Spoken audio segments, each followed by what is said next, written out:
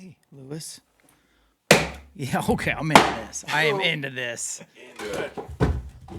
I think it's got to be easier to have two than one. I agree.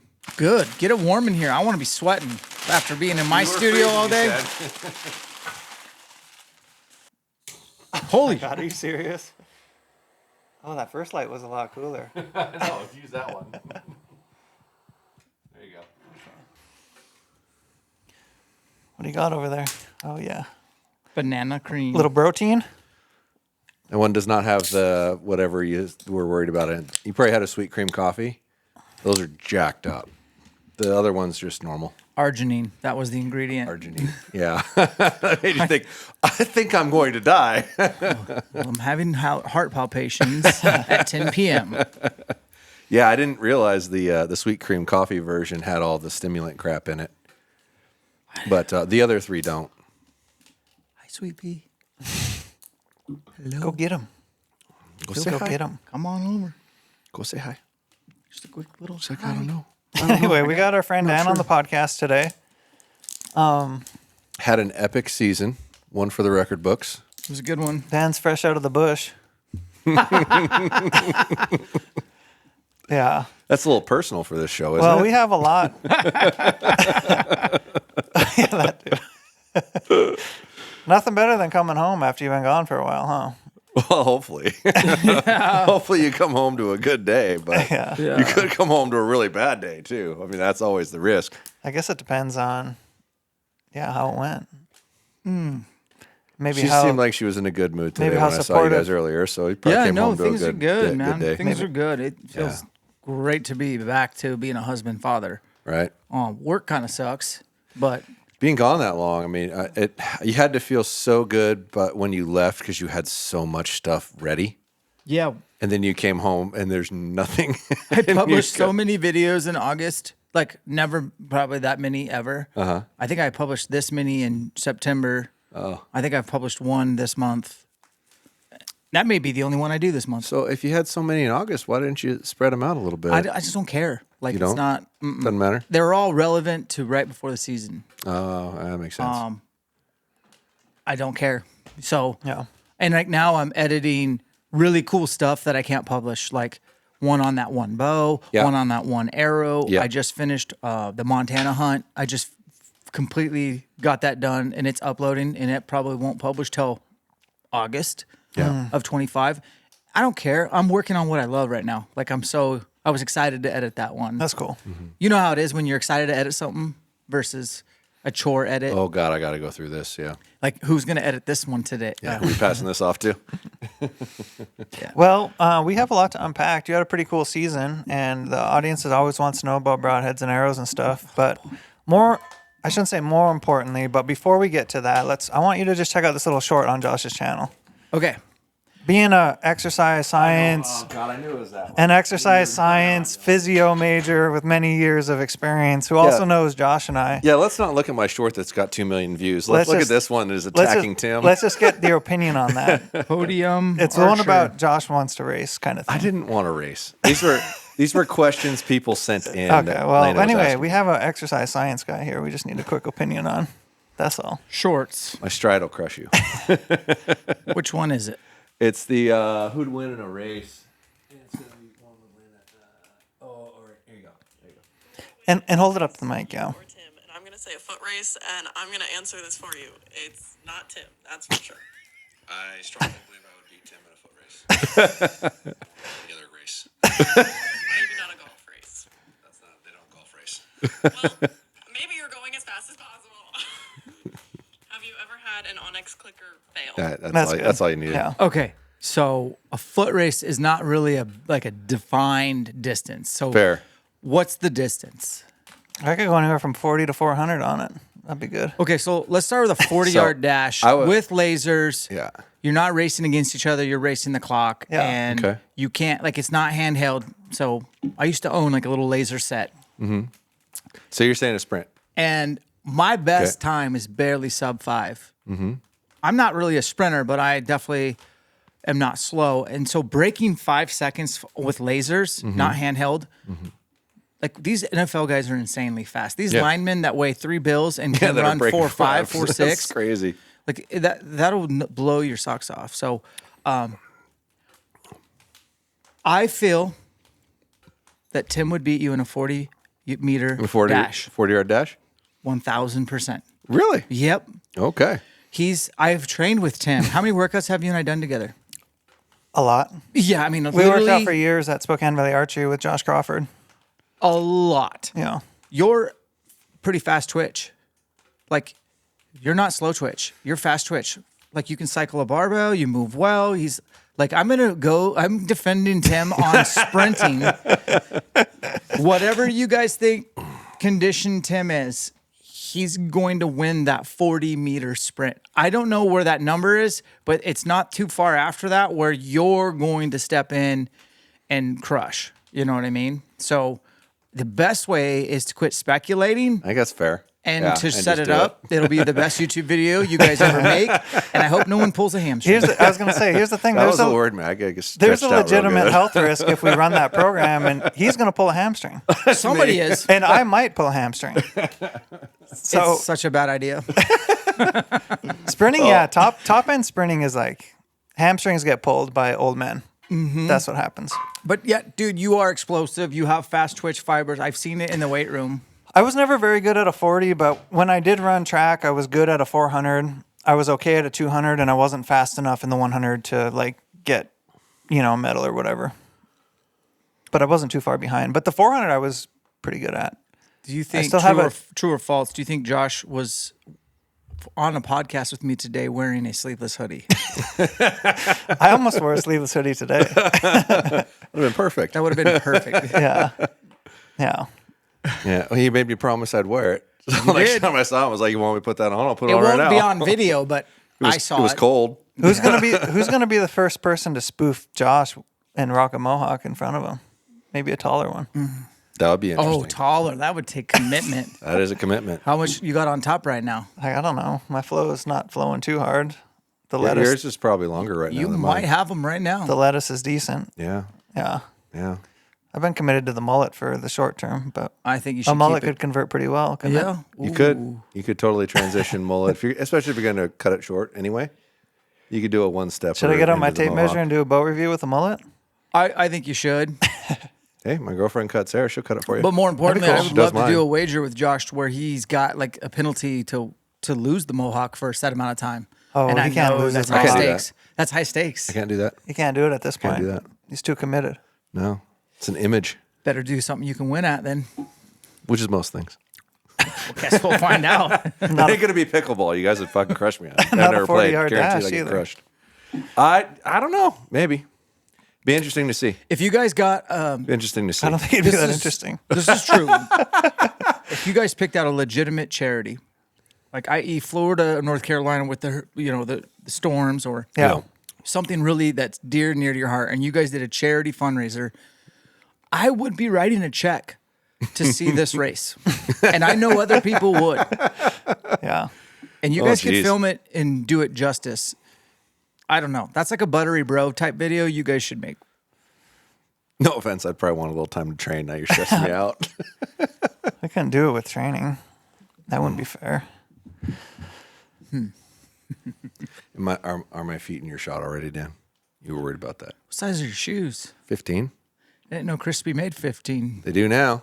Okay, They didn't for a long time. both you guys being Joe Rogan enthusiasts, by the time this comes out, it'll probably have happened if it was going to happen. But Trump said on the Full Send podcast that he was going to do Rogan. That would be awesome. He said, "I will." What's the Full Send podcast? It's the Full Send guys are like young pranksters that now have I know which one. a brand called Happy Dad that's turned into this like massive seltzer company. But they made their way up doing YouTube pranks, and it would be fun for you to just watch some of their old pranks. Like they're really funny. But so they're just a couple of YouTubers that now have potentially like definitely top 10 biggest podcast, maybe top 5. And they had Trump on. Trump's Donald third J. time Trump? on. Yeah. The first time Trump went Donald. on, the Trump podcast did like 12 million views in 24 hours, and YouTube took it down. Okay, I love YouTube. I know you do too, but I do not like that takedown stuff. No, they eventually. This was like 2 years ago. I think they've swung back the other way. Okay. But yeah, this. I think for the most part that stopped. Yeah. I think there's still instances where it happens that might not be just. I mean, there's probably going to be a time where something gets taken down that's supposed to. Yes, it legitimately violates a guideline. Not we're going to like exaggerate our guidelines to pull this kind of thing down. So legitimately, I listened to Kennedy on Rogan's pod. Yeah. Not really knowing much about politics. Mm-hmm. Probably wouldn't vote for the guy, but absolutely loved what he had to say. We listened to that on the way to TAC. And then a couple years ago, And everybody in the Bernie car was Sanders, like, I'd vote for that dude. Bernie Sanders. Like, I kind of like have to say it without laughing, but I listened to the entire pod because I can digest the way that Joe interacts with people to his Correct. credit. If you were like, oh, Bernie Sanders is on so-and-so's pod, I'd be like, I don't care. But because he was on Rogan's, I guess I trust that he'll have a understanding and an open conversation. He's very open-minded. Right. So I would love to see anybody, even Kamala, come on Joe's podcast and do and I would listen. She'd never do it. But I don't think going on 60 Minutes is as valuable as going on a podcast tour. No. In this day and age. Well, sure. Anybody with any sense knows this stuff's curated a little bit to what benefits particular side. Yeah. So where podcasts in generally aren't. They're just open conversation. Yeah. Go. And, to Rogan's credit, they edit almost nothing. The only time they almost ever edit is if somebody's got to go to the bathroom. Take a piss. Yeah, I got to piss. Hang on, I'll be right back. And they stop it if it's only him and one other person. If there's multiple people, the other people keep talking. They don't even stop it. Yeah. Like it's the most basic edit you'd ever have. It'd be phenomenal. You probably wouldn't mind doing it, other than it would get old for 3.5 hours of. But yeah, I mean, at least you have that access to that, and it's sad that there's a lot of people that think it's dishonest or unauthentic. Like Well, it's better as hop on authentic that as you can get. opportunity soon. Yeah. Yeah, I mean, this podcast is published and out right now, and he just said he was going to do it. So I'm assuming it's like scheduled and happening probably right now. Well, that's great. Yeah. Well, and it would probably be wise to do it right before the election because it's going to get the most. Be the grand attention. finale. Yeah, it'd be the grand finale before the actual election. I bet. So Could sway some that would votes. make sense. Although I know he said Be the Rogan final said boss. like a year or two ago that he would never have him on. No. Just same thing with Biden. He's like, I wouldn't have him on. Yeah. Now, if they want a debate, he'd moderate it. Be happy to do it. Oh, I love it. Absolutely. And none of this bullshit like a long form, 3 hours. Not going to cut you off. You just keep talking until you get irrational, and then I'm going to stop you. But not like you have 1 minute, go. Like it's just so No teleprompters? ridiculous. No teleprompters. Oh, Right. man. Yeah, isn't it crazy that we can't get like a real person's opinion without a teleprompter? I mean, we can. Trump's doing like the podcast run. He's doing them all, and I'm sure there's not a teleprompter there. But I watched his one Didn't on he go Theo. Yeah, I was going to say, he went on Theo's. yeah, I watched that one for a little while, probably half hour. yeah. It was great. Like we're talking about such a major decision. Wouldn't it be cool to get to know these people in a way that was like a dinner table setting? That happened in those or a 30 lunch minutes. setting. Or, Yeah. Like he talked about his yeah. kids and stuff. It was cool. Like he just kind of seemed like a real person for I've like seen 30 it, minutes. Yeah. I was like, oh, this is Theo's kind of calling cool. him dude and bro, and Theo brings up like a cocaine addiction. Yeah, Yeah, it was real. It was good. I like real. Mm-hmm. Yeah, that's cool. I think Well, most people I would do. hope we all like real. I think people do have an appetite for it. Yeah. More people than the media would probably imply. And like where we've moved to Idaho, my wife has gotten us some sort of internet I've never heard of. It's called Spectrum. Yeah, Spectrum. That's like their version of Comcast. Okay, well we get They're better than cable Comcast. TV with it, It's fast. Yeah. and I don't have time to consume too much of anything. And I'm like, cable TV, outdoor channel, shut the front door, click.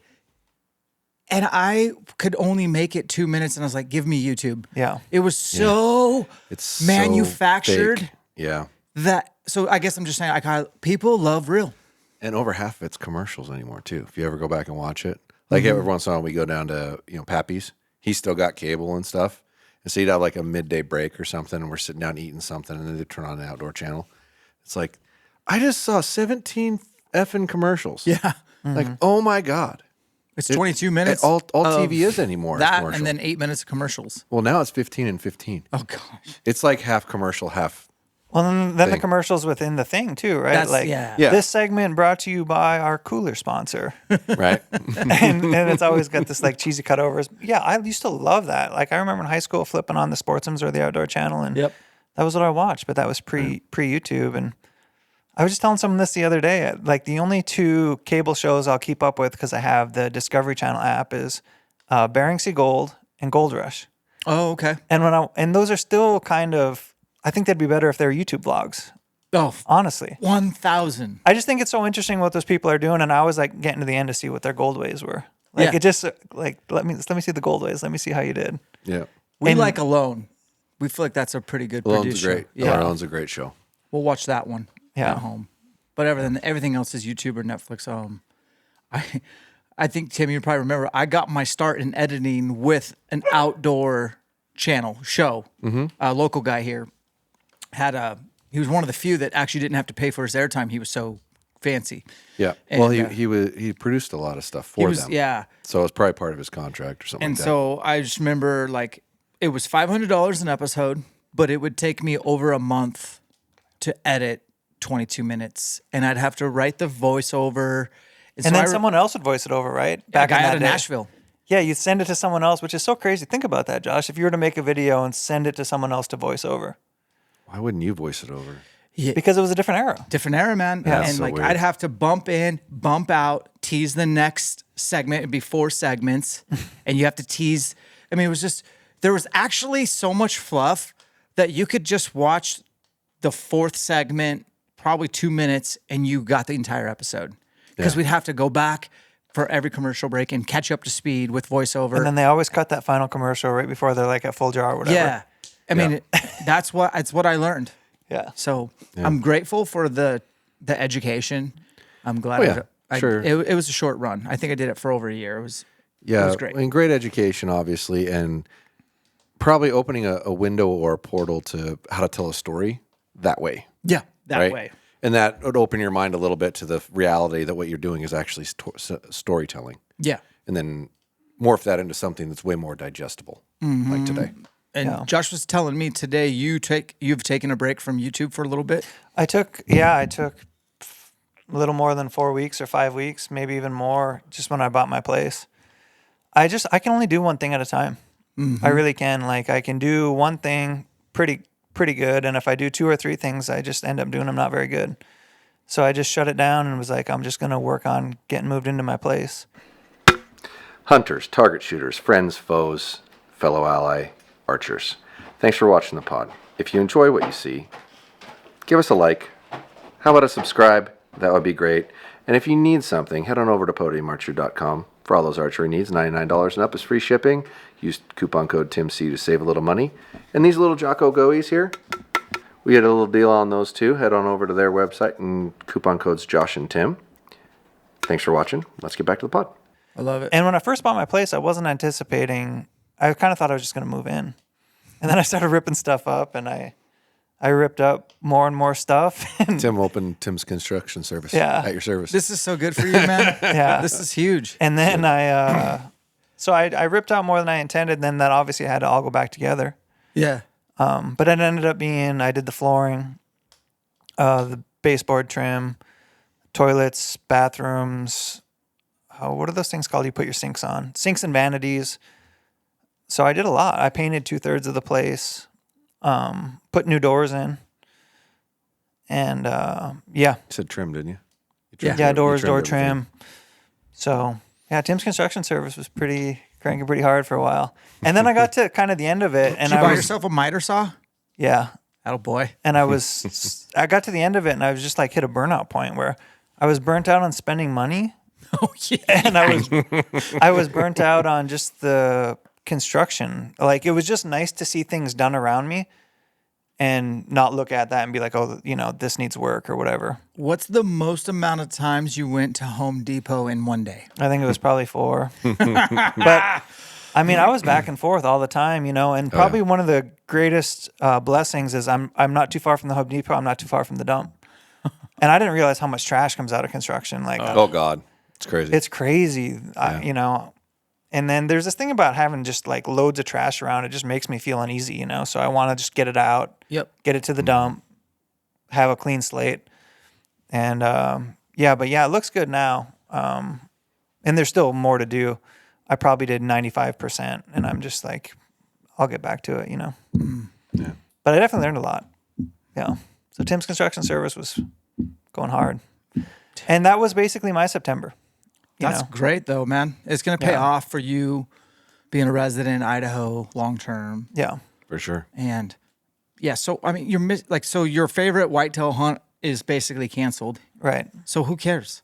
Yeah. Yeah. Yeah. It's I'm looking to the future, but it is weird, especially to be in this space and basically to be taking a kind of a year off, like a leap year. You could absolutely find a landowner tag or cancellation at a guide service or something like Texas that. YouTube guy. Yeah. I mean, Get your ass to Texas. if there was ever a year for you to do it, Right. it's this year, right? Yeah. Because, I mean, you don't have anything on there, and you constantly can get cancellations for really good deals. Yeah. There's Right. somebody watching, listening right now who lives in Texas who would love to host you. Yeah. Right? Hit There you go. Tim up. Well, I would be into a late season whitetail hunt for sure. Yeah, man. I got my buddy Tyler's wedding this weekend, and then after that, I don't have any commitments. So, Tejas. yeah. My September was boring. Yours wasn't. Yeah. So talk to us. I mean, there's obviously a lot going on there. You do have to start in August because you left in August. Yeah. I did. Right. It seems like the fringes of your hunt season get longer and longer. I have tried to. Is that a trend? Am I observing that right or no? No, technically. I've been paying attention. It's I have getting longer, antelope. dog. I've antelope hunted 8 years. I'm a little jealous. Maybe 9 years straight. So I've been doing the Idaho antelope thing. Honestly, I threatened to not go this year. I'm like, it's just the winter of 22 really crippled the herd numbers in Southeast Idaho. Yeah. And so for the last 6-7 seasons, I've gone down and hunted August 15th opener till about the 22nd. Come home for the last week, kind of, but pretty checked out at home. And then jam down for elk season opens August 30th. And so this year I was like, don't go for the opener. Just catch the last couple of days and then jam right into elk season. And that's what I did. And that was pretty good. Kind of antelope hunting for a couple of days. Josh knows how jealous I am that he's killed an antelope 2 years in a row and I have not, because it's my favorite table fare. Like I'll shoot a doe. Yeah. Technically, it was 3 years in a row, but you killed one that year. So I've killed antelope 3 years in a row. Okay, you've gotten one. So the last 2 years I Last haven't. 2 You years have. you haven't, though. Yeah. And I've been like, I'm so happy for you. I am happy for Do you. you want to take a package of steaks home? Yeah, and I will trade you for elk meat for antelope. Done. Done deal. Well, is that 10-1 though? Because you like it so much? Because I don't have any elk meat. I And have you got a lot, I have an dog. abundance this year. I would be more than happy to share with Did you have family. to buy a new freezer to hold? I have all a that lot stuff? of freezers. How many's a lot? I have a chest freezer that's huge in the garage. Enough, right? You got enough? I have enough. Yeah. I mean, I'm trying to quantify what enough is because I'm on the fence of getting I have a another full one. size. Costco's got a thing going on full freezers size, right like now. have a fridge, but it's one stand up freezer. Mm-hmm. That's in the basement, and then I have a normal fridge with a freezer in our house, and then in the studio I have a chest freezer in the corner, and then I have a top freezer there. So quite a bit of freezer space. So did you say you have two chest freezers or Two chest freezers. Because I don't have a chest freezer, but I have two full size uprights, one really big one. I and would one see you regular getting one. like the biggest, Yeah. longest, widest one. Well, I screwed up, man. I was at Lowe's, which I don't know if I should share this, but best place to get an appliance is Lowe's because they Agreed. frequently do scratch and dents. Agreed. And when it's a freezer, oh God, might as well. And they had one in there, and I probably go into Lowe's every other week for one reason what or about another. Fred's ding and dent? It's not cheaper by Okay, at all. fair. It's not a good deal. And went through there, and they had a giant chest freezer that I looked it over. I'm like, why is this sitting over here? Because they have a section where the scratch and dent stuff Yep. is. Looked around the back, and the back side of it, there was like a little ding in the metal where they ran into it with something, right? And it didn't have a price on it. And I went in there one day. I said, "Oh, they're probably going to mark that down. I'll check it in a week." Go back in a week. There's still no price on it. Go back in a week again, which I'm in there once a week anyway for something because I'm a fix-it-yourself guy. And still didn't have a price on it. So I ran the guy down in appliances. And I'm like, "Hey, are you marking that thing down? What's going on?" Because it's just sitting there without a price on it, and it's with all the other stuff that's got a yellow tag on it. And he looked it up and whatnot, and he said, "Well, they hadn't issued it yet, but it's like 25% off." And I'm like, do I have to take it with me? And I had my other truck where it wouldn't fit in my truck. And he's like, yeah, you can't. We will not sell it to you unless you take walking with it. Like, I'll come back. I know how this ends. And I was going to come back the next day, and I went, I was leaving for the antelope trip.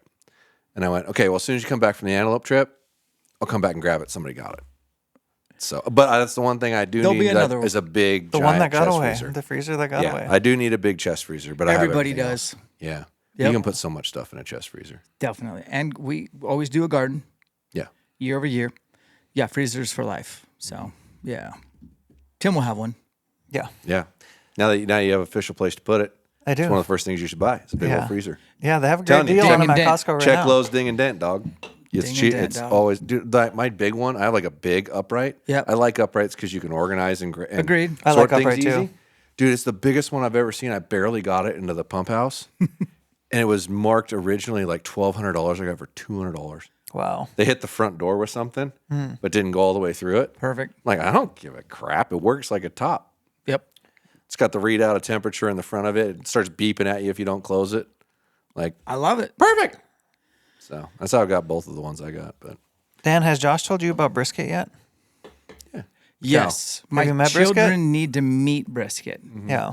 Seriously. I just saw him the other day. It looks like he's got a local haunt that he likes to sleep under. he's sleeping under my camper a lot. Yeah. But he's got What's a he corner weigh? that he likes. Oh, he's heavy. I had to pull him out of the crate that they brought him in to get him out. It's got little horns on him. Well, tell people Couple about hundred? brisket, Josh. We can't just be talking in. What's that? We can't be talking in secrecy about brisket. So for when did this start? I'm trying to think how long it's been. he's going to be very I think photogenic cow. I think for about I'm sure it'll get photogged a ton. That's the kind of thing you might take to the local fair and show off. Well, it started with my girlfriend trying to convince me to get my girlfriend Becky trying to convince me to get a Highland cow. It was baby Highland cows, and I'm like, no, I'm not doing that because what are you gonna do with that thing? Like it's never gonna grow to a size where you're like, hey, I can butcher that and eat it and have a food source, right? In my head, it's never gonna like eat enough grass to justify like a grazing animal. It's just a toy. I'm like, not doing that. And then for one reason or another, which this was not her talking with my daughters, this all came out like every one of them. Like, why don't we get a Highland cow? Why don't we get a Highland cow? Why don't we get a Highland cow? And then I'm at this this gathering up at my property, my neighbor Duncan's house. Shout out Duncan. I don't know if he listens, but he's a cool dude. And he had a whole get together for all the neighbors. He lives on the west side, but he's moving up there. And big old barbecue and whatnot. Had brisket and ribs and all kinds of stuff. It was really cool. And I met a bunch of people that live up there that I hadn't met. Smart. And one of them's name is Mark Kuhn. And he's the second in command for the sheriff's department up there, which is dope. Really nice guy, chatting away. And he's talking to Ryan, one of the neighbors that owns the egg fields down below, to his girlfriend. I don't think they're married. I think it's girlfriend.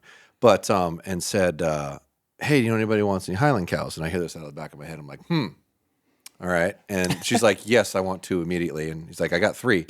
And so I went over to him and was like, hey, do you bow hunt? He's like, oh, yeah, I'm in archery, blah, blah, blah. I'm like, Can I trade you a so bow? I'll tell you what, I'll trade you a bow for 2 Highland cows. And I know you only got 1, but I'll take another one in the spring whenever you have another one for a boy and a girl. He's like, done.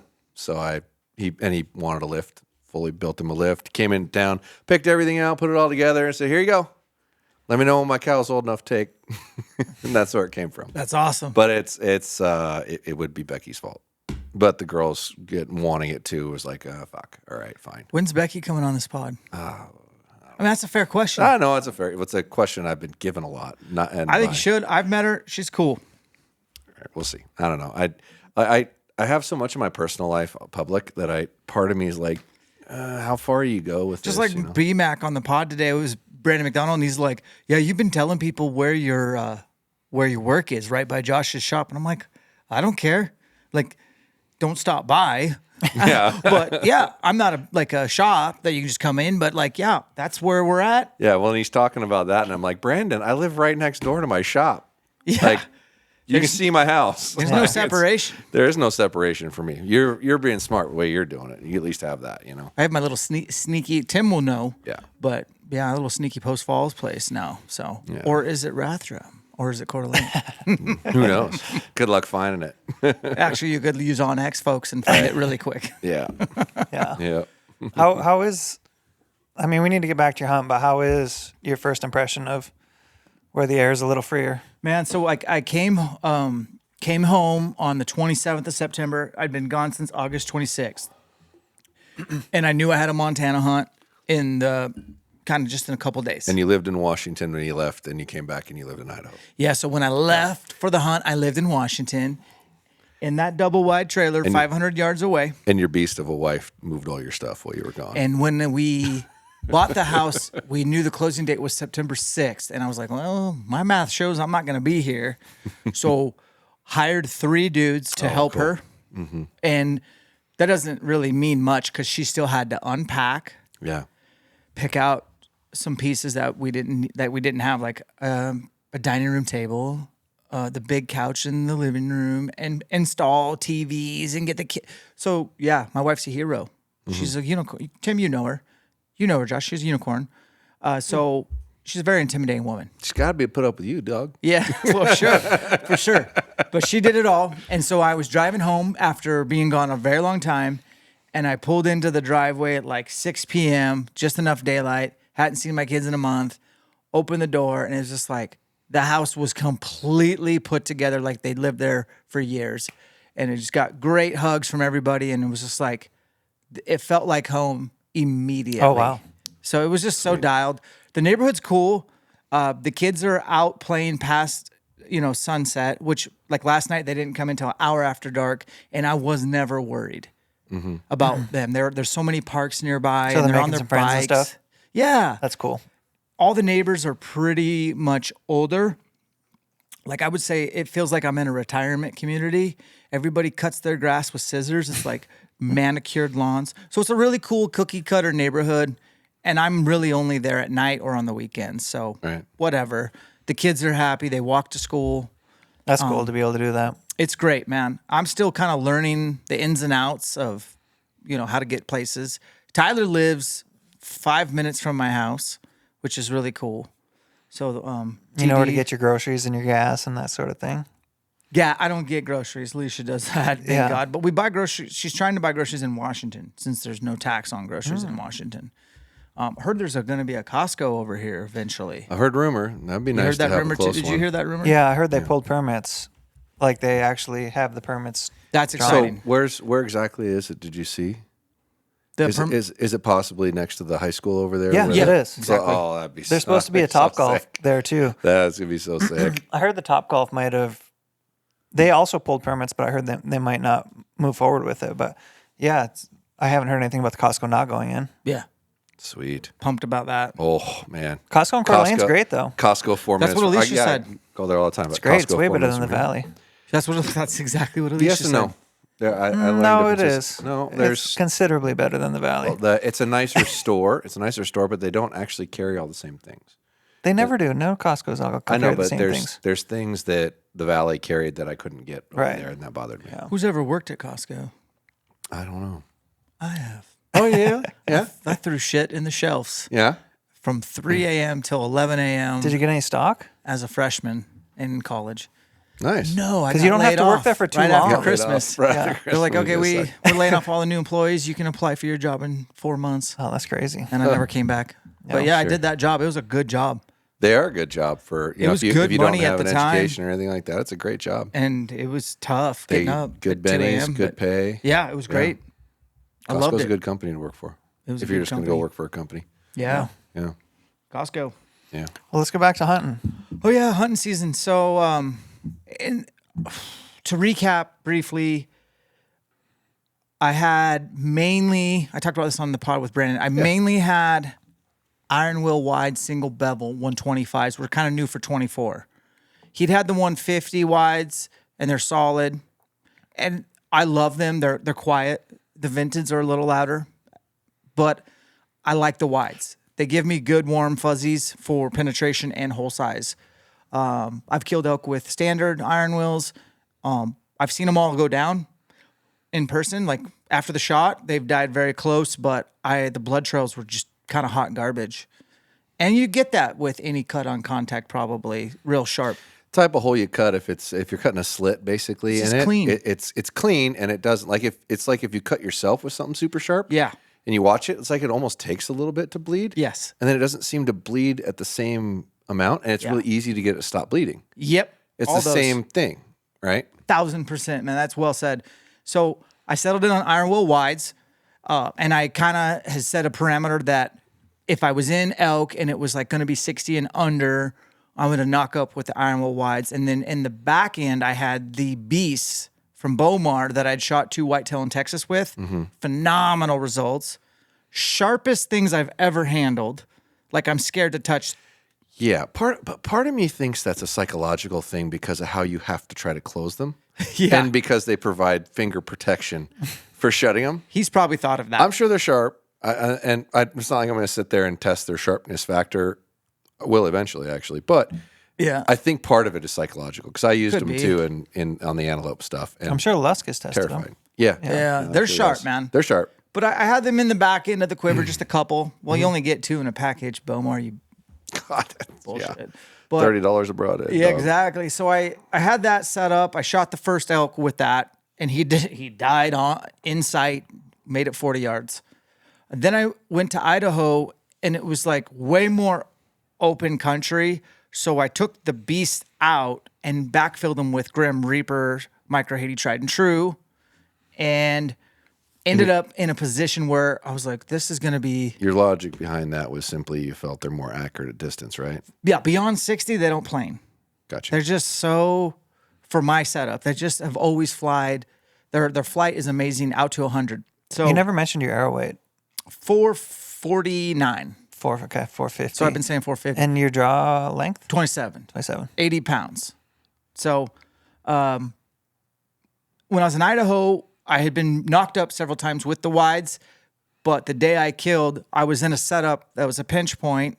I know I called you I was on your pod, not intentionally, but I shot him at 50 yards, but the setup I thought it was going to be closer to 60 or 70. So I just grabbed the back end of my quiver and Grim Reaper, but I shot him at 50 and watched him go down. And then going into Utah, same situation. Half my arrows, 3 of them are wides, 2 of them are Grim Reapers. And then I got into a situation where it was going to be, I think it's going to might be 60 beyond. Ended up shooting him at 55. And then the funny part is when I got back, when I was done with Idaho, I called Josh just to thank him for basically, I can say a little bit, you built my new bow. That's not out yet. And I got it late, so I made arrangements for Josh to basically just build it and then give it to my friend Tyler and bring it to Idaho. Yeah, this is the first time I built your bow without you here. I wasn't and here, sent but it I to left you everything I wanted. Left me the specs and and an all the arrow, parts. and you've built enough of my bows. Yeah. And honestly, I called you because you did a bang up job. Like I literally pulled it out and shot and didn't adjust a single thing on it. In fact, I adjusted the windage a little bit and then I ended up putting it right back because I was shooting in high winds. I ended up putting it right back. So truthfully, you built the bow. Can't talk about it, guys. Sorry. You'll know all about it soon enough. And I was like, damn, Josh, you hit this out of the park. Like this is just driving tax. So thank you. And then end up being on your pod on the phone or whatever. Report from the field, live from the field. Yeah, So live when from the field. Might be a Our new field segment. correspondent, Dan I Staten. used that bow in Utah. Might be our first expense for the pod. We might have to get a little phone for our live from the field segment. Should. And then I went to Utah with the bow, did that thing, got that elk, and then came home for a 3-day like settle in, unpack, repack for Montana, which was a way different hunt. Needed to change out, so then swap out a dirt bike for a 4-wheeler, replenish my food supply, all that stuff. Do some laundry. And was like, well, I got these arrows. These arrows, I can't talk about either. They'll be out December, January, somewhere in there. And I have had them. They weigh exactly 450 as well. And I've tested them and they're just really good. I'm like, this is a good opportunity to use these. So I grabbed them and I grabbed Sever hybrids. And the only reason I grabbed the Sever hybrids is because they check a lot of MFJJ boxes. They're made out of Titanium weird. They have bleeders in the front. in the front. Like, Yeah, so it's a lead cut broadhead. like these are things that matter to me. Yep. I can get in a 125. Yep. Have you tried them? No, I haven't. Okay. I It's a saw one sick guy. broadhead. I saw one guy shoot a bear with them, and it left a. But this wasn't the hybrids with the bleeders, but he was running the wide version, and they left just a wide gash. Like on the entrance, I could have put 4 fingers in there. Yep. Exactly. But it was only it was a lateral gash. It wasn't, it didn't have. Sure, that's what Yeah. you're going to get with that. And so it's Two-blade. got, and it's Two-blade, rear yeah. deployed. I mean, it's checking all these boxes. And I had made a controversial video in August this year about, Why'd you make a controversial video? didn't mean to. It was here at the elk immersion. Yeah. We were at the elk target, and one of my campers was recording without me knowing. Yeah. And I was just being me and shitting on mechanicals for elk. Of course you were. And In real life, he shits on mechanicals a lot. and he filmed it and sent it to me, and I was like, God, I don't want to publish this. I don't want to read the comments, but I'm going to do it. I published it. It's got the kind of comments you would, Anyways, I thought it was a good resource for people to look at and think through their setup. And after reading everyone's comments, I was like, okay, I'm going to try mechanicals on elk. Again, I've lost 2 in the past, but it's been years. Let's revisit. I almost went with the beast, but I just didn't have enough to fill a quiver, Right. quite honestly. Yeah. So I was like, I'm going to try these severs. They have the cut on contact bleeders. It's rear deployed. It's the old Ulmer edge. It's made out of titanium. Put in the practice little thread that you can put in that doesn't allow. So I'm shooting the actual broadheads. it's not and a I'm practice shooting, broadhead, it's I the shot actual 20, 30, broadhead. 40, 50, 60 into the same target in damn near roomed arrows. I'm like, good to go. And I just put them in my quiver. I don't know if I've ever tested downrange a better flying broadhead other than the beast, because the beast didn't drop as much, but the grouping was equally as tight with both heads. Like those are really good heads. So I was confident, and I loaded that up. I brought no fix, and I went to Montana and got an elk on day 4, and will not shoot an elk with a mechanical ever again. So You just didn't get the penetration you wanted? you could say that's saying it lightly. Yeah. So And did you hit anything? Like, where to hit? Well, the whole video won't air till next year, so I don't mind talking about it now. Yeah. 54 yards broadside feeding. I was in a coulee, and the coulee blocked his head from seeing me. It was very high winds, but not in the coulee. So I could have walked with Josh Jones shoes on. You know what I mean? Just whoosh, whoosh. He wouldn't have heard that. Yeah. He's bugling. He's got a cow, and in the background there's several cows. And I'm like, this is no way. Ranged him, 54. Ranged him again, 54. I was like, holy crap. Slide to 54, pull back. Had a ton of time to walk myself through the shot. Bubble, bury the pin, walking through, clean break, surprise release, arrow. He runs 40 yards and stops. And then his cow runs, and some of the cows in the background run because he's running. Right. But he stops. He doesn't know he's been shot. And he's facing me, and I'm like, okay, I just need him to turn to see. I want to see blood on both sides. That's Right. what I want to see. Or he's going to tip over. 6 minutes goes by. We have a stare down. Finally, he makes a small step, and I get my glass on him. He's 78 yards away, and I see 3/4 of my arrow sticking out on the entrance side. And he's facing me, so I can't tell if it's in guts or if it's in liver or lungs. Right. But I remember making a good shot. So finally the cows are like, we're leaving, and they leave, and he doesn't go with them. He's hurting. Sure. So he turns 180 and just walks slowly, as slow as a bull can walk. And I get a quick glass. The arrow's 4 inches behind the shoulder. It's a perfect spot. I'm like, okay. And this is all happening fast, right? So I'm doing quick mental gymnastics, mathematical gymnastics. And I'm like, okay, I got to get another arrow in him. It's Yeah. probably one lung. So as soon as he dips into the next coulee, I sprint to the next coulee, and I look, and he's just coming out of that coulee slow. But once he clears to the next coulee, which was close, I sprint, catch up, get over the rise, and I look, throw a quick range on him. He's at 40, standing completely ass to me. And you know what I did? Texas hard shot, baby. With zero hesitation. Yeah. And that sucker buried to the fletch, missing that poop chute by 2 inches. And blood just came Everywhere. river. Yeah. He bolts about 15 yards and stops. And he's standing. I'm firmly believing if they're standing, I'm shooting. 100%. Clicked him at 57, And he's like, he may have died right there, but I'm not waiting. It's not worth the risk. Just shoot So it I again. clicked him. I dialed. I took even more time on this shot. It's not the best angle. It's slightly quartering away, but I can get an arrow into lungs. So the the air- quartering where? Quartering to. Away. Away. Okay. He's looking away. Put the arrow exactly where I was aiming. Probably caught both lungs on that one, but the arrow did bury to the fletch. So he does die after that. The blood trail's insane after that, obviously. Like, somebody's pouring out gallons of blood everywhere. It is Sure. on YouTube. It'd probably get flagged, but I wanted to show the Well, and results. but at first arrow, guaranteed he's bleeding inside really good. It's just whether or not it's pouring on the ground. So I finally cut him up, and I'm like, did I hit? Here's what's scary, and I don't know.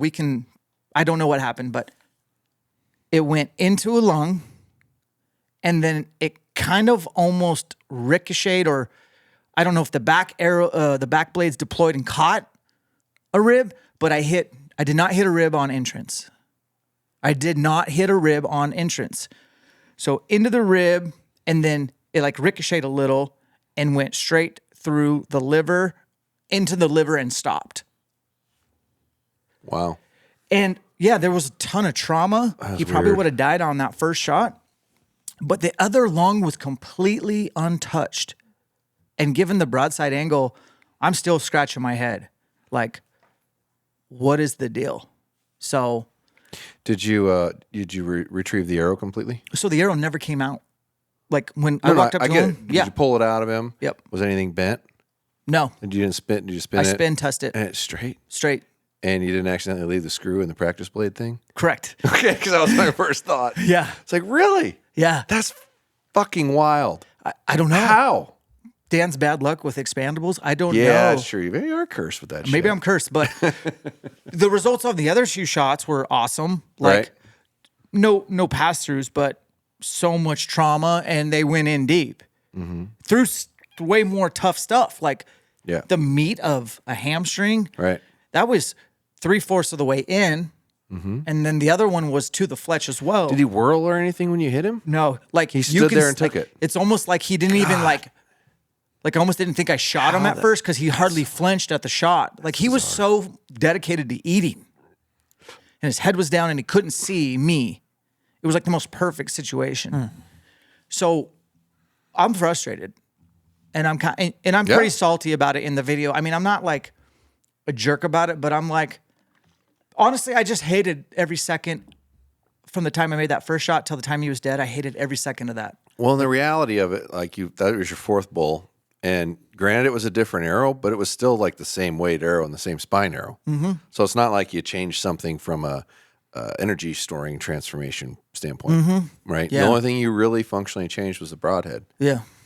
and it was the only mechanical. I feel like I would have been picking up my arrow in the dirt on my other two, like the Iron Will Wide and the Grim Reaper Hades, Micro Hades. Yeah. I feel like I would have been picking up in the dirt, and I watched him tip over. So what a nightmare, man. I just hate the animal having to be alive for that long after that first shot. It's really gut wrenching to watch too. Honestly, Terrible it feeling. sucks, man. And I can't even describe how sad it makes me feel to go through that. So, yeah, that was kind of rough. Like, that wasn't my... I'm glad I got him. I'm glad I stayed on him. There's some learning lessons in there. Like, definitely, if they're not on the ground, you keep shooting. Yeah. You need holes in them. They're tough. Whether you're sure they're going to die or not, it doesn't matter. Put arrows in them. If the arrow had weighed 50 more grains, would it have penetrated? There'll be a ton of comments down below that claim it would have. I mean, 450 is not light. No, it's not. No, that's not. I mean, that's weird. Like that. Your other shots were great penetration with other broadheads. So I mean, I hate to do it, but you kind of got to blame the broadhead.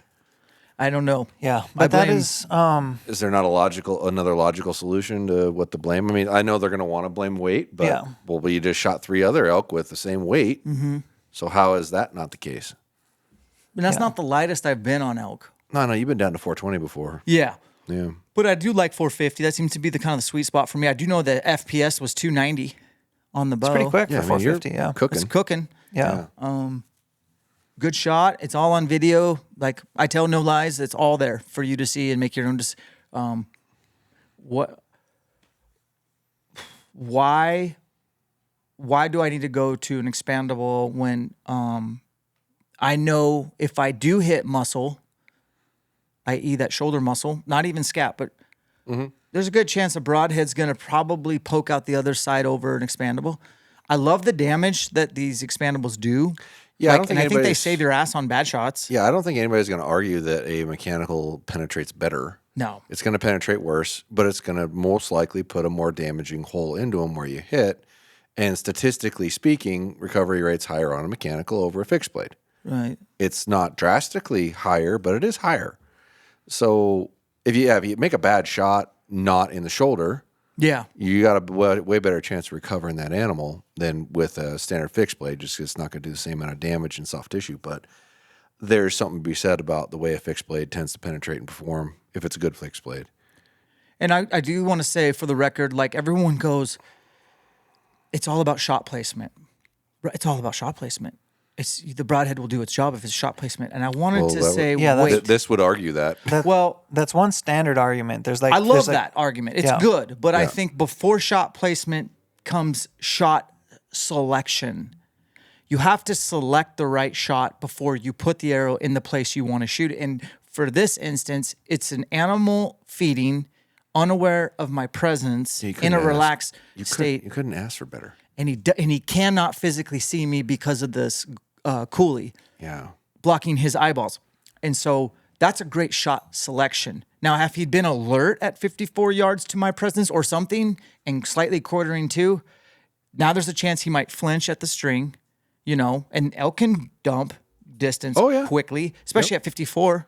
Yeah. Or I don't thread the needle and I hit scap or shoulder instead of behind. So there's just shot placement is so important. However, I think shot selection takes precedence over placement. Of course it does. Yeah. And people don't ever seem to bring that That's true. up. That's a good point. That's a very valid point. I think the shot placement thing, it gets leaned on like it's a crutch that's like, well, if your shot placement's good, if it's good, it's going to do its thing. But no matter what, even if your shot placement is always good, eventually an animal moves, right? So even if you're a really good shooter with really good shot placement, shot selection, eventually a white-tailed duck's 6 inches or 8 inches, So it's like there's never just like a one answer for everything, right? Well, especially like beyond 30 yards on a whitetail. Yeah. Oh, yeah. It gets like 40 yards is a chip shot. We all can stand here right now and hit one right in the 11 Even at 40 at 20, yards. I watched that one deer I shot like 3 or 4 years ago drop 6 inches with a fast ass bow. And you give them those extra 10 yards, Yeah. and they can do matrix shit. Yeah. So do you aim for the pocket? Do you aim for the brisket? Do you Yeah. aim where you normally aim? I mean, it's the selection and what is the animal doing in their behavior. Yeah. If they're feeding, they can duck faster. If their head is up, they can't duck as fast. I mean, there's so much to bow hunting, which is why I love it. This makes it interesting. Yeah. And you have to do you. So comment warriors, relax. I'm not telling you what to do. I'm telling you guys what I'm going to do going forward. Sure. And like, I'm not going to change anyone's mind. Like, I know Josh is still going to use mechanicals on big game. yeah. Well, honestly, the situation that you're talking about frightens me. Like, there's not a logical explanation for why that would have happened, right? So it definitely has me. Like, when I look at any of those situations, I can always break them down to, okay, what caused this? Because this doesn't make sense, right? So where's the logic, and where's the reaction of this action, right? And that doesn't make any goddamn sense, like at all. Yeah. Like I don't get it. And I went gutless Yeah. on processing him. Yeah. And after I was all done and the meat was in the shade, I took that Montana knife. Roll 'em over. And I was like, okay, I'm removing flank. I'm taking ribs apart, and I'm like, I wanna see I this. need closure. I need to know. And then I was like, okay, that lung is definitely crushed. And then why is it angling into the liver? It should have it didn't hit anything hard. But in the heat of the moment, Tim, I knew I didn't hit both lungs. I just knew it was not possible for the arrow to be sticking out that far. Yeah, you got enough arrow hanging out. You know you couldn't hit the other one. And so that's what freaked me out. In the heat of the moment, I was just like, And you what? didn't hit a rib. Did not. Right between two ribs. But the difference between you, myself, and Josh is Josh has LDE. You know what that stands for? No, but I can't wait. LDE.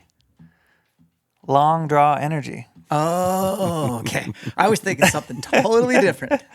And Little. and Long, maybe. Maybe you could replace that little with long. I was How thinking about that? Yeah. You would. but I mean, what sort of things would you blackmail or bribe to get another inch or 2 or 3 of long draw energy? Well, he's 30, and B-Mac, Brandon McDonald's is 30. Yeah. What are you, 29? So those guys are terrible examples for like the common hunter. B-Max, You know, I think B-Max shoots 29 and a half, actually. I've I been think 29 is the common I've been number. flirting at 29 29. Yeah.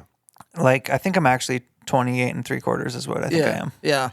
Yeah, no, I'm used to it. I've always bowed up. Like, for years I shot a Hoyt. I was always the 80-pound Yeah, limbs. 290 at a 450 arrow is fast. I was pretty stoked My when bow Matthews wasn't that fast posted this out year. the 80-pound mods. Right. I was like, finally. And I probably will shoot 80 year-round. Because Matthews is one of the bows I can't just go drop down to 70 for the off-season. Right. Because bumping back up to a Matthews 80 is... It's work. It's legit work, 80, dog. man. And then from the time you start till the time you finish. Yeah. And so I don't know. You know, you do what's best for you.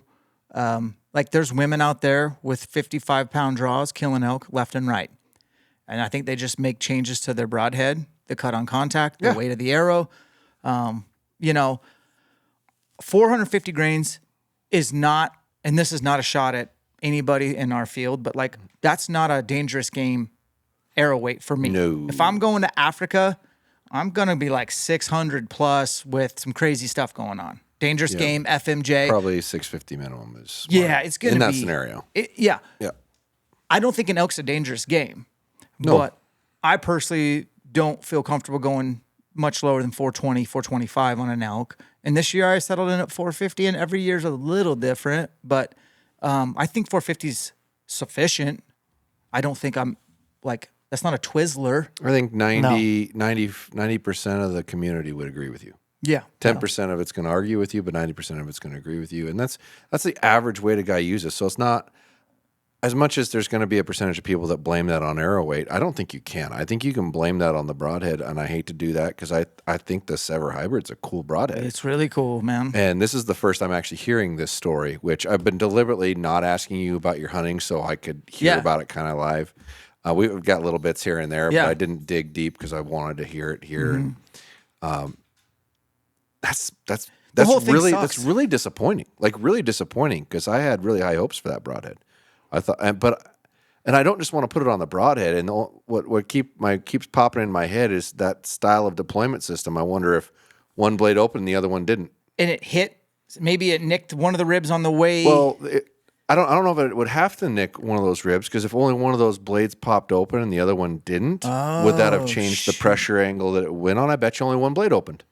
That's the gotta only thing be. that makes any sense. Because the angle was so broadside, it's not even funny. Or because those interlock when they open but turn. Mm-hmm. Did it nick something, turn, and cause it to turn? I bet it did. Because it was definitely a dog leg.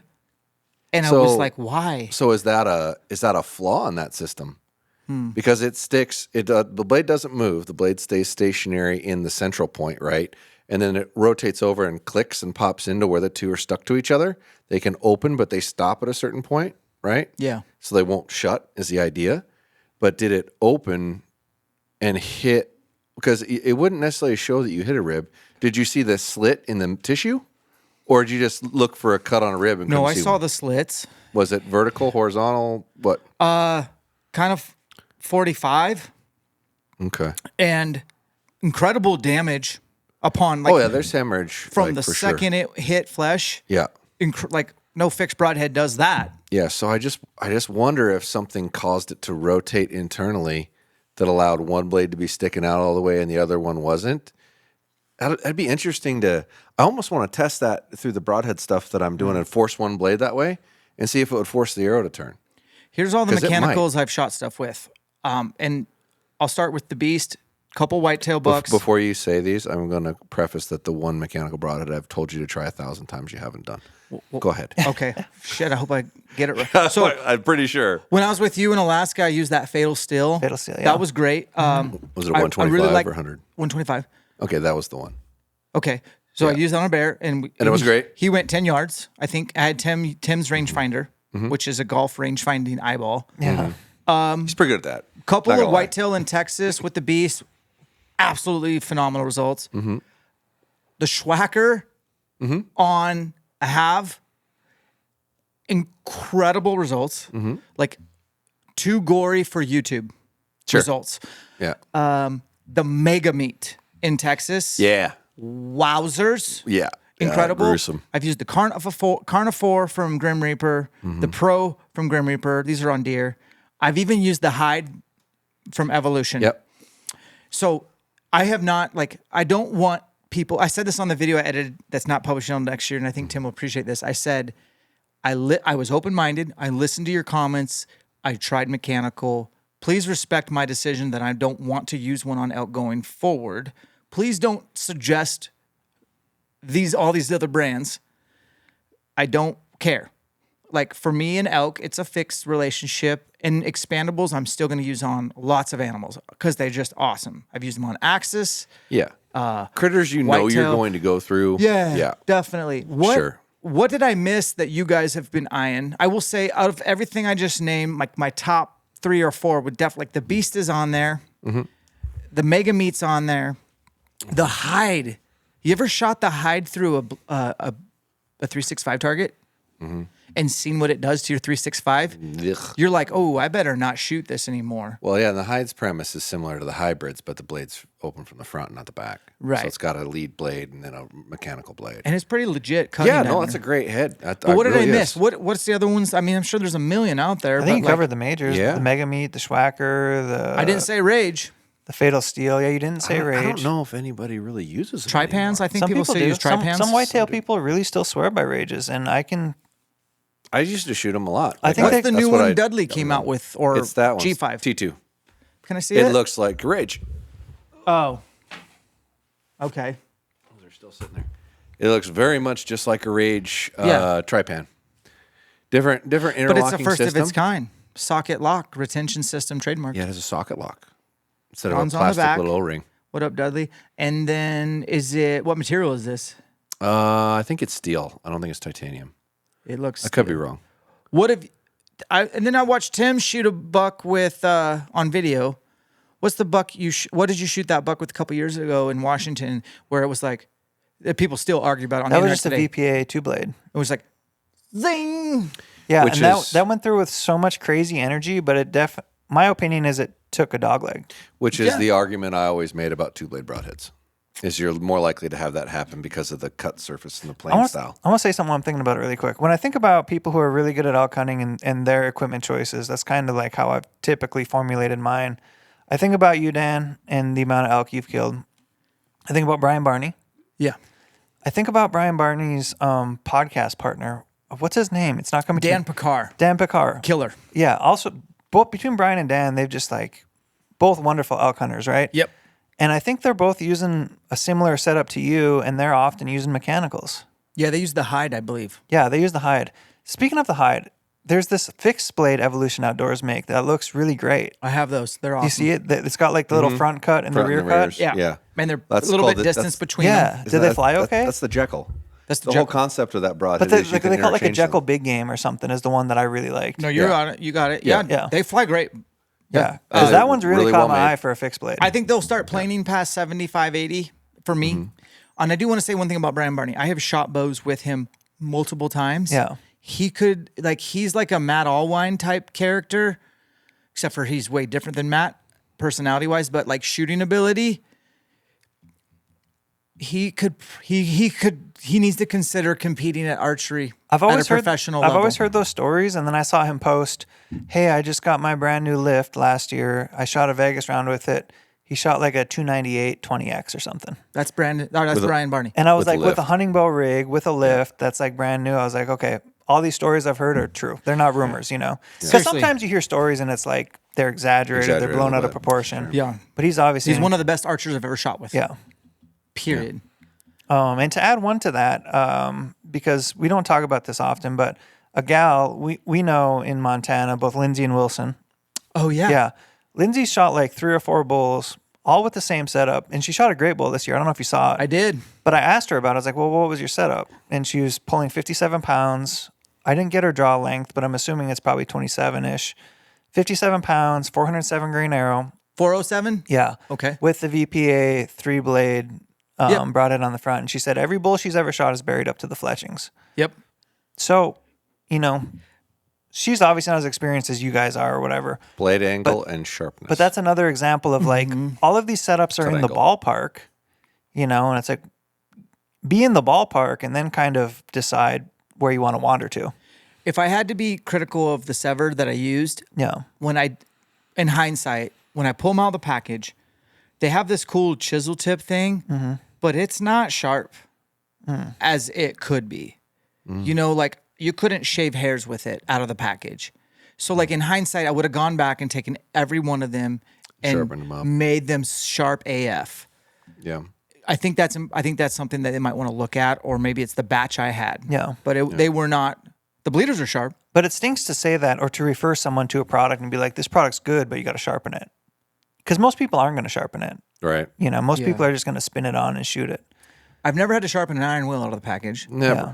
And I've Things are refused sharp to as be AF. sponsored by any broadhead company because I love the freedom to tinker and to test and to vet things. Another one that doesn't get talked about enough is, I thought you and I talked about, maybe you didn't, but the Q80 Exodus. You can't break them. That's Have you ever done a time-tested. destruction test on those things? It's very time tested. Yeah. It's a good broadhead. And I know you're talking about doing some more cool broadhead testing in 25. Yeah, I a lot of want it. those in there They will be for sure. because I just feel like for the price, Yeah. and they've been around so long, Wasn't that in Cam's quiver for a while? Do you know? he's used Muzzies for the Muzzies. longest time. That's what I was Muzzy thinking about. Trocars. That's what probably. it is, yeah. Great broadhead. I've Which killed is an elk with similar that. to a Q80 Exodus, right? Yeah. They've remade that broadhead in titanium now. You can get a titanium. Are you Trocar. selling those? Yeah. Yeah, and they're $50 for 3. He sells everything. I sell everything. You do sell I everything. sell everything, dog. Have you shot those? I haven't because I know that broadhead. It's really good. What's If you in want fixed blade. your quiver? I need both of you. What is in? You're going elk hunting with me tomorrow. Okay. What is in your quiver and your arrow weight for those that get worried about that? Fatal Steel's 400 grains. I would be like 450. I would want to shoot that broadhead we just talked about, that Evolution. The hide? Yeah. Or the no, Jekyll? No, the fixed one. The That's Jekyll. the Jekyll. The Jekyll. I think they call it the Dangerous Game Jekyll. It's the one I look at. I have a box of those. If you want them, start But- messing with them. But I would like to see if those flew. But if those flew, I might use those. We tested those at 150. But I and would they didn't use shoot as the good. Grim Reaper Micro They didn't fly Hades. as good. I would use the 450 Grim Reaper Micro Hades. It's hard to beat. And with hard to a beat that. lighted knock on the back, if I could hunt with a lighted knock. I need lighted knocks in my life. Yeah. What am I gonna? Am I going to Halo? Yeah. Is there a way where you can buy on my behalf so many that I never even turn them off? I just leave them on all my practice arrows. I don't care. And then when it's time for hunting, I'll just swap out new ones. Sure. Why not? Is that ridiculous? No, I don't think it's ridiculous at all. I keep mine over time, and eventually, as they die out, then you have like 20 dead ones. I build arrows You'll never run out. 4 dozen at a time. I'm aware. I've been there. You go through a lot of arrows. Yeah. You could have just replaced that sentence with, I have very deeply seated issues. Go big or go home, baby. Yeah. Yeah. Yeah. Having fun will do it to you. Yeah. That's for sure. So I don't really have a lot of hunts planned the rest of the year, honestly. Yeah. Apparently, I'm turning my tags in tomorrow for Washington. Because you're changing residences too. Yeah. Well, that doesn't even matter to me. I had no plans to hunt Washington elk late season Yeah. because you can't bait in Washington in the units I hunt, which are all 3 by Idaho.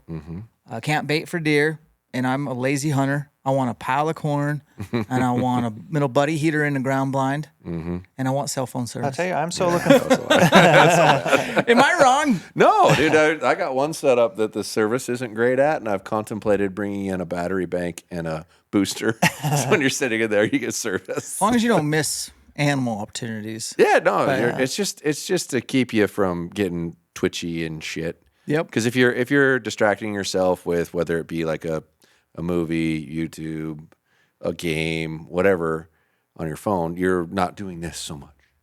I just move less. My So Idaho it deer helps. tag, the whole unit's on fire, so I'm not doing that. I mean, I'm just kind of like watching. Glad I had fun in September, but right now I'm kind of like, okay, looks like I'm going to Texas, which you should, and I have a New Mexico deer hunt that doesn't start till January, Yeah. so I'm gonna just kind of lay low, shoot bows. I would love to do a November whitetail hunt with a bow. You know? I as well. It's Yeah. the best time.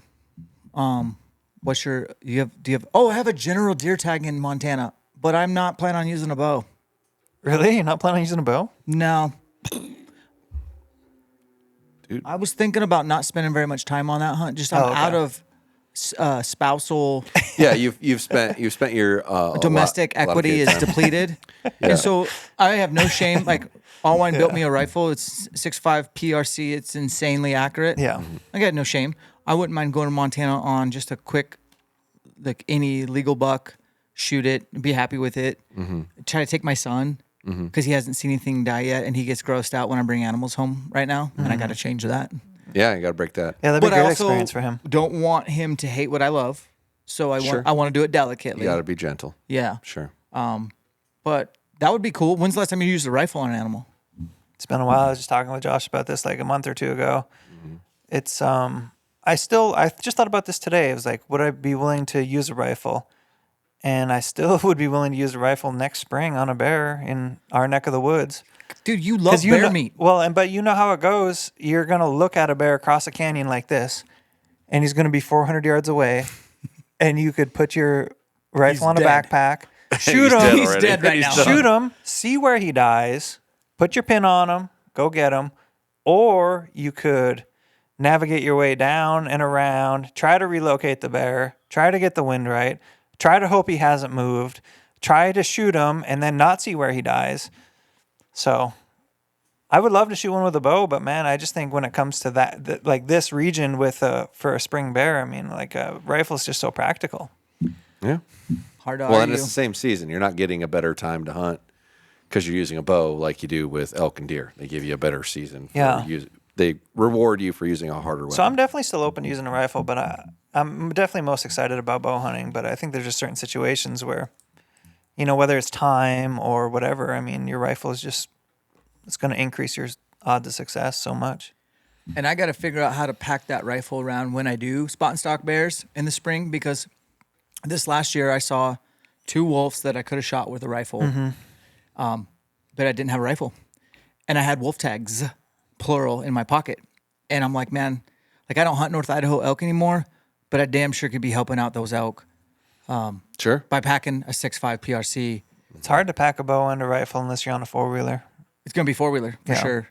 I think it'll be worth it, to be honest with you. Yeah, I mean, you know, you don't know what you could see in North Idaho. right? What is your rifle? I mean, the one that I set up for long range is a 6.5 Creedmoor from Christensen Arms. And I just kind of like set it up myself, and I've shot it out to like 800 yards accurately. I don't want to shoot that far an animal, but it's No. pretty crazy that just to think that with the internet, some basic research, some decent equipment, I was able to get a rifle to shoot out to quite a ways. And I've never shot it past that. Maybe it'll shoot 1,000. I don't know. I'm sure it would. What's your go-to? Well, the one I just built that I'm going to elk hunt with in October 25th through the 29th is a custom-built Defiance Action MDT chassis 300 Win with a proof carbon barrel. It's basically a Doug Glorfield special, And I'm sure. and a Night Force and NXS. I think it's what the heck is it? It's like a 5.5 to 35. What's it chambered at? 300 Win because I 300 Win? wanted something common that I could easily find a lot of options for. Suppressed? Do you have a muzzle brake on it? No, I do have a brake on it. I don't have it suppressed because I didn't think I could get a light, small suppressor in time Okay. for this year. So I'll run it with just a brake on it, but I'll probably end up putting a suppressor on it. I'm trying to warn your audience because they're similar to mine that I'm a diehard bow hunter. I'd much prefer to shoot animals with a bow all day, every day. But I have these long range rifles. They're fun as shit to shoot ball. at the range. Yeah. And if you were like, Dan, do you want to go shoot Josh's 3D course or you want to go out to the rifle range? I'm going to be torn because both are as equally, there's so much crossover from long distance planking Yeah. and bows. It's just like shooting a bow. It really is. And And I this had is no all idea. Matt Allwine's fault. Yeah, and I had no idea. Well, Dougie's for me. Yep. Like I had no idea how similar it was. And then when I'd go out to the range and do it, how many of the same people I'd see that are in the Yeah. same community. It's like 75% of them are bow hunters. Yeah. It's like, this is the rifle version of bow hunting. Aha. Yeah. Yeah. I'm like, oh, I could get into this. We So, need yeah, to I'm go to the down. range. Yeah. We for sure. should all go out and shoot. You know I'm probably going You know tomorrow. what's underrated too is getting a hand clay slinger, getting Yeah. a box full of clays, and throwing clays. Because if you can throw them good with a hand slinger, dude, have you seen someone who's good at throwing with a hand slinger? Mm-hmm. You can zing those clays, and it's super fun. Like, what a fun way to just go hang out and It's shooting sports. talk a little trash. in general. Yeah. which we all support and all should be behind, and we're all the same people. There's no reason to like separate. The goal of all this stuff is to try to keep us in different groups and have us kind of angling against each other. And no, shooting sports are awesome. Any kind, any type. Let's go. I love it. I'm here for it, and I think there's more to come on maybe some content. 100%. It's just so much fun, busting rocks even, and the equipment is incredible. It's amazing what they build today compared to what And we I'm used to actually get. on my PRC. I'm using factory ammo. Yeah. I have a Creedmoor as well, and it's all fancy like matte all-wind loads, and it's cheating as well, but it's still fun to just shoot. And my boy seems to be way more interested in this than Bo's, so I'm gonna pivot to whatever I can do to take him on a rifle. get deer him hunt. off screens and outside the end. Yeah, So for sure. Yeah, one of the world's greatest gifts to hunting is like a BB gun in 22. yeah, Right. You know, being able to go out and Plinking. into a apple orchard and like find squirrels, you know, that kind of thing. Yeah, who knows how many people started with a 22 or a BB gun. All right. I know Yeah. I did. Geez, I had something I just wanted to say. It's slipping me. I know what I want to say. Yeah, I know too, but there's one thing I wanted to cover. Oh, you have something to say?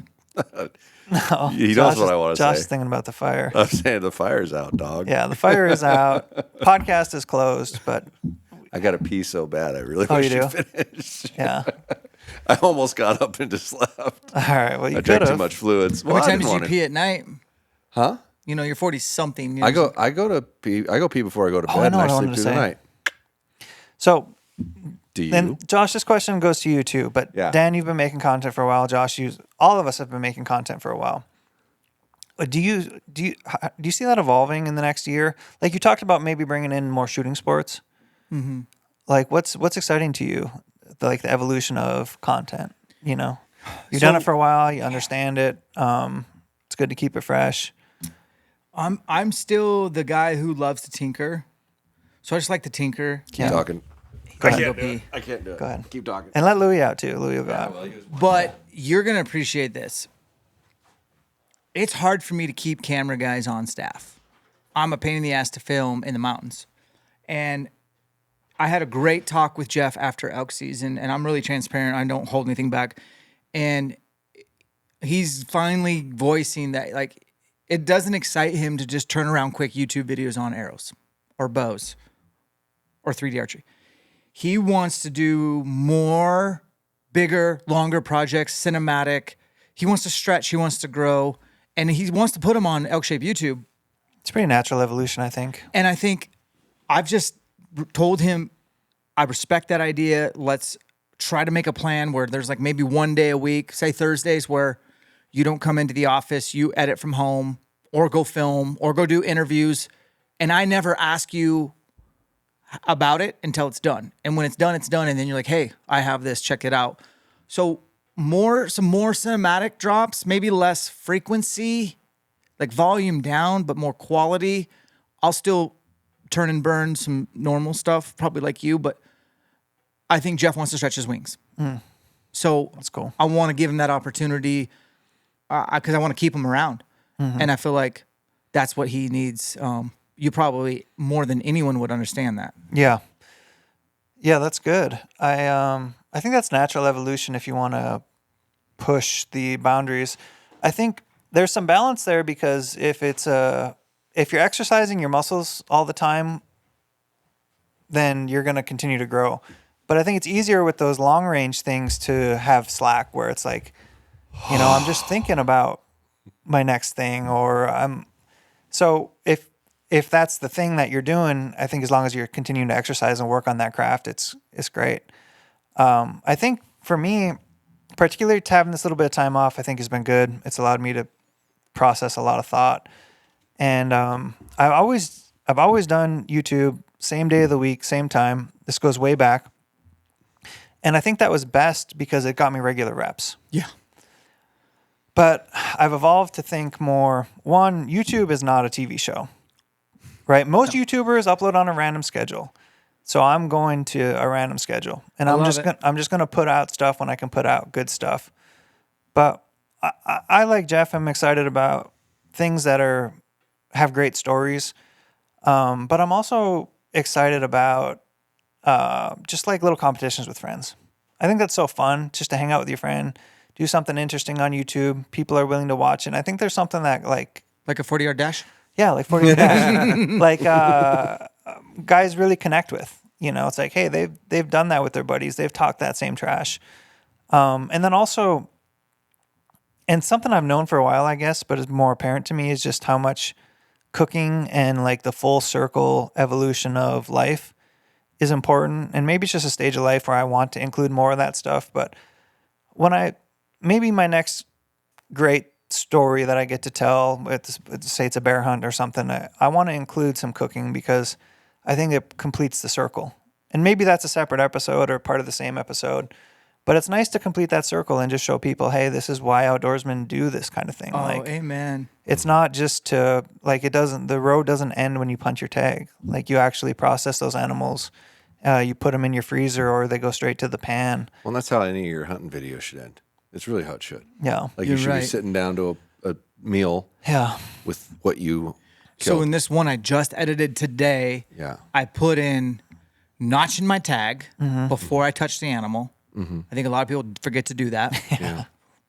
Literally and figuratively. And then instead of just ending it on like grip and grinning, I ran my action camera the entire solo pack out. And then I condensed that into like a very quick, but you get the point, this sucks. And I'm like, I did that once before, back when you and I were working together in a Montana solo hunt. And that, I remember it was a 26-mile pack out total. Like we added it all up and I was like, I got to keep showing that it ain't the work actually just starts when the animal hits the ground. I want to keep showing people this is a big why you want to stay in shape and be healthy, because the last thing you want is a bad back and picking over a 70, 80 pound quarter, throw it over your back and throw your, so I want to do that. But I think the cooking angle and Tim, I just think of some of the snappiest stuff you've created is cooking in the morning, and some of your silly stuff you made when you were with me was like, your coffee, your eggs, just like, that's real. I like that. And when it's wild game, especially because you love, like, would you say you love bear meat almost more than anything? Yeah, it's right up there. It's several notches above deer meat and right Not next enough to people elk. know that and need Yeah. to see that. Yeah. Bear meat's awesome. That's a great, renewable, perfect protein that you can get year over year. So I support that for sure. I think that makes a lot of sense. And you'll do a good job at telling stories. That's what you do. And then we have Josh, who's just pumping them out. Yeah, so we just answered like what's kind of the evolution of our content a little bit. Okay. If we think it'll change or evolve or we're excited about. What do you see that being for you? I am finally to a point, at least it seems like it, that I have enough time that I can actually put out as much content as I wanted to. I've always wanted to put out somewhere between 3 and 5 a week because I feel like when I'm doing what I have been Isn't that doing, a crazy number to hear, Dan? That hurts. I know, but when I'm doing what I have been doing, I'm just scratching the surface of knowledge for people, and that's not okay for me. If I keep the pace I have been at, I'm never going to get deep enough into building the catalog that I want to build, that anybody has a question about anything or how to do anything, there's an answer. Sure. And that's what I want. And I that like 2 years ago when I was looking at this, I was like, I got to do like 5 a week. I'll never get it all out. Right. So that's my goal. And my goal is to do 5 a week and a short or a reel or whatever every day. Every day. Well, I have enough content coming out that it's easy to do it, so you might as well do it. But that's my plan. That's my goal. And I don't know. I don't think it'll really benefit me heavily on the YouTube thing because they really want to see 1 a week-ish too. It seems like, but I don't care. That's not that what what it's they for. want? I think so. I think it's around once a week or so. Why don't you tell YouTube what you want? Well, that's what I'm doing. I want as much information out there as possible as soon as possible so it's there for people to get better. Because my whole point is trying to get people 2 things. 1, better at archery. 2, doing it yourself. Not relying on somebody else to work on your bow. Love that. And the amount of information you have to put out there to make it feel like it's not scary is a lot. I want a guy that bought a bow 4 years ago to be able to have a diagram, a video diagram of how to change his strings and cables. I want that same guy to have a diagram on how to wheel, lean, tune, adjust his bow. Yeah. And if I don't cover everything that exists and some of the older stuff that's still more relevant, I'll never get to a point where I'm just updating what comes out every year. Sure. Because I want to get to a point where I can be like, okay, it's one of those things like you've got a life goal, right? And my life goal has always been to get as many people into archery as possible. Love it. And grow the sport, right? We've had that conversation for decades, right? And that's the way I think I can do it the best. And I'm not going to be able to comfortably rest until I feel like all the backlog of information has been shared. And now all I got to do is update what comes out every year. And then maybe I can rest. And I think that if I do it 5 days a week, it's going to take me 3 to 5 years to do that. And you'll go both directions. And it's what I mean by that is cover the guys that are pretty advanced, Yeah. as well as archery for dummies. Yeah, archery for dummies and manage your advancement. Because there's like guys who just need a video on like the anatomy of a bow. Yeah. What's a reflex riser? What deflex? Yeah. What is serving? What's the point? Like all these little things that I know I actually picked up over time. I didn't know it all. Right. I still don't know that much, but I know enough. You definitely know enough to be dangerous. The hunger for more knowledge has never gone away. But this cool shout out to you guys watching is like this room represents Spokane, Washington. 3 guys, friends, completely different channels, completely different personalities. One thing very in common: we love the flight of the arrow. Yeah. And I don't know of another city that's got 3 channels that with 3 archery nerds with different personality. Me, so intense. You Very type A. very wizardy and know-it-all-y. Tim with creative bandwidth that's insane, like just limitless creativity. Yeah. And it's, I don't know. It's a good time for me to say, I love what you guys are doing. And I love that we're all in the same town growing archery, because we have competition. There's Lancaster over there in PA with all those archers in Pennsylvania and East Coasters. Yeah. There's Cam Haynes, who's got Eugene on the map with the bow rack and Wayne. Mm-hmm. Maybe archery. What's the archery shop in Austin? Archery Country. With Joe Rogan talking about them. Yep. Well, guys, we got Spokane. We got Spokane Valley Archery. Yeah. So I just think it's cool. I don't know if I'm not trying to toot horns. I'm just saying I think it's cool and unique to have 3 dudes with 3 separate channels, 3 separate personalities that just love archery. We're very fortunate in this area. Yeah. We really are. A lot of it's your fault with having this damn facility right here. Yeah, just the growth and the passion and and the being advancement Josh just and being everything. open to being like, okay, use this place as a playground to make stuff. Because you can imagine going to an archery shop and be like, hey, I'm gonna run a drone over your thing and I'm gonna go make all this hullabaloo, and someone be like, no, why would you? And Josh, honestly, you've flexed and grown a lot with that freedom. It didn't always used to be that way. No. Yeah. No, it was an evolution for sure. And my personality is to definitely ask for forgiveness over permission, which isn't a great thing. Well, there's been 1 or 2 forgivenesses along the way too. I was like, what the are you doing? Yeah. Like, oh, sorry. So yeah, just like Josh is being willing to say yes to things, because a lot of times I'll scheme up an idea and it's like wild and it's hard for me to explain exactly what I want, but just have someone to be like, yeah, let's try it. The only thing I'm asking for a 3-channel collab on is I want an arrow shot from ElkShape HQ to Podium HQ. Yeah. No, it's the other way. We're standing here and shooting at your house. But it's uphill. I don't care. I'm thinking trajectory. The wind always goes that way. Okay, that's true. So we're looking at wind. But regardless, What do we got to do to make that happen? That's a long ways. That's world record. I will make that happen before hunting season next year. It will happen. I will have it set up. Do we have to get the in-between neighboring permission?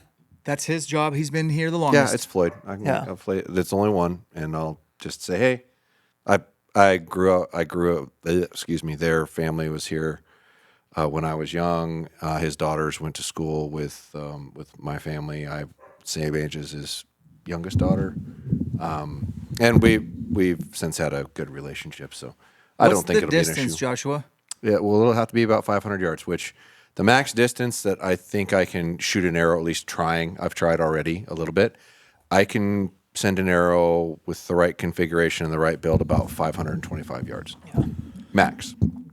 So we have to get within distance. James on Cam's pod. Yeah, I was listening to that too. And I haven't finished it, but I caught to a part where they were talking about world records. Yeah. And they were starting to talk about long distance. And they're talking about Dude Perfect. And I was like, say less. We are doing that. Yeah, Dude Perfect should not be the world record holder. No. You know? Well, what is their distance too? They did a recent one that was long ass ways. It was like a half a mile. You can't shoot an arrow in a half Yeah, mile. you can if you're uphill, shooting downhill. That's stupid. Yeah. What does it take to be like record book, legitimate, like... Someone said 3 tries, like on an actual Guinness World Record. There's an actual Guinness World Record that has stipulations, and I think it's three attempts. Yeah, which I guarantee they didn't do a Guinness World Record 3 times. It didn't say anything about Guinness. No, it's just world record. I actually and don't really care. What were they shooting at? What was the Massive target? balloon. I want the Like a title of the 10-foot video to balloon? say, and I don't care whose channel, I just want to say new world record. I don't care if Guinness recognizes or not. I want to push the envelope, and I think we have the setup here to do it. If you're not now, if it's 800 and something yards, and the only way you could do that is a massive change in elevation, like you're standing up way high and shooting way down. Yeah. Because I've gone on flat ground. What about North Idaho mountains? Right, But yeah. just telling you, I was trying to figure this out last year. I wanted to figure out how far I could shoot because the farthest one I had seen was Dudley. Dudley did it, and then Chris B did it, and they were both. Wine did it many years ago. Al Wine was like 300 yards. Dudley and Chris B were both just under 500 yards, or right around that 500 yard mark. So I was trying to figure out how far can I even send an arrow. So I shot a 350 grain arrow at 80 pounds at 30 and a half inches at a 45-degree angle, and you got 525 yards. Okay. Yeah. You're not going to get much farther than that, max. So you have to unless you terrain. do a severe angle change, Okay. which is kind of horseshit. Yeah. Your arrow's not really going farther. You're changing the angle, the distance to do it. To be fair, which if you it could was flat ground, then you would also have the advantage. Old LDE. Yeah, you bet, baby. Yeah, you're a shooter. Oh, yeah, don't worry. So- Sorry. I was planning it I want to do regardless. it here. I don't care about world records or going past. I just want to do it. Yeah, my goal was always to do 525 because I knew that's about as far as I get in That's arrow to go. legitimately my place to It your is. place, and It that's is. cool. And there's a Yes. story behind that. Well, as soon as you said you were buying it, I was like, I'm sending an arrow over there for that shot. You're sending it over here. I'll go that way. I'll go that way. I got customers down here, man. No, and you're you're literally pointing the opposite direction of the range. If I point that way, I'm still pointing the direction of the range. Don't and hit the gym and the sun's at your back. I or won't. the RVs. Dude, I sent like 4 arrows just going up to what I felt was a 45-degree angle and shot, and they were all within like 20 yards of each other in the ground. So I'm not gonna hit your shop. Once I know how far I can build something and point something to get a distance at, I'll just adjust where I start from to land in there. But I'll do it for sure. I was already planning on it. That should be a have to- 3-channel collab Yeah. build on. I would love to do that. I'm gonna have to custom build a site for it to make it work because what no one else has done is actually had a point of reference on your bow that you can actually adjust. See, they've all done like I got a stick in the air right here that I'm pointing at and I'm sending an arrow, Right. and then I'm going to move the target to where it runs into that. Yeah. I'm going to fabricate a site where I can actually look at the target and point at it, Right on. which I'm down. which has been my goal. Say less. I'm down. Fire's out. Go. You got any? Dan has website. Dan has Socials. a website, ElkShape.com, and he has a great YouTube channel, great podcast. It's all there. Elk Slayer Extraordinaire. And we have camps that we're doing in the future here. Oh, yeah. That we will launch dates on that we didn't talk about on here. But Yeah, everything you could possibly ever want to know, we're attempting to try to provide, and hopefully it's a worthwhile experience for you. I don't know why it wouldn't be, because we're giving you a lot. Yeah, I'm excited about that. Dates will be dropping soon for 25. We did it last year. It was good. Yeah, 25 would be better. just better, baby. Oh, which I talked to Jared today, so I can tell you what we found out on that. Look at you. Very good. All right. Fire's out. Signing off.